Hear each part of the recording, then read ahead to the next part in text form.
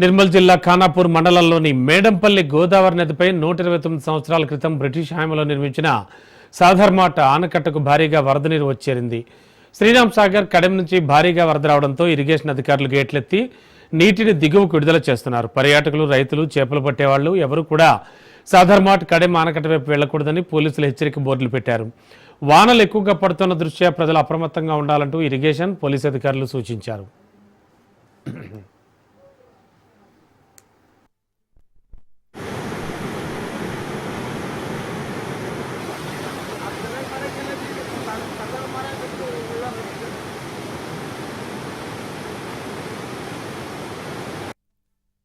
వర్షాలు కురుస్తున్నాయి. దీనిలో భాగంగా జిల్లా ఎస్పీ గారి ఆదేశాల మేరకు గోదావరి పరివాహక ప్రాంతాలన్నీ కూడా ఫుల్గా పారుతున్నాయి. దాదాపు 3 లక్షల క్యూసెక్ల వరద పోతున్నది. దీంట్లో చాలామంది చేపలు పట్టడానికని, సందర్శించడానికని చెప్పేసి అక్కడక్కడ పోతున్నారు. ముఖ్యంగా సాధర్మాట్, తర్వాత కడెం ప్రాజెక్టు ఇట్లాంటి కొన్ని ప్రదేశాలకు విపరీతంగా పబ్లిక్ వస్తున్నారు. అట్లాంటి వాళ్ళని ఎవరిని కూడా అలౌ చేయడం లేదు. దయచేసి వర్షాలు అయిపోయేంత వరకు కూడా ఎవరు కూడా నీరు ఉన్న ప్రదేశాలకు ఎవరు రావద్దు. ఈ ముఖ్యంగా గోదావరి పరివాహక ప్రాంతాల్లోకి, అదేవిధంగా మీ లోకల్లో ఉన్న చిన్న చిన్న నదుల్లో కూడా ఎవరు పోవద్దు.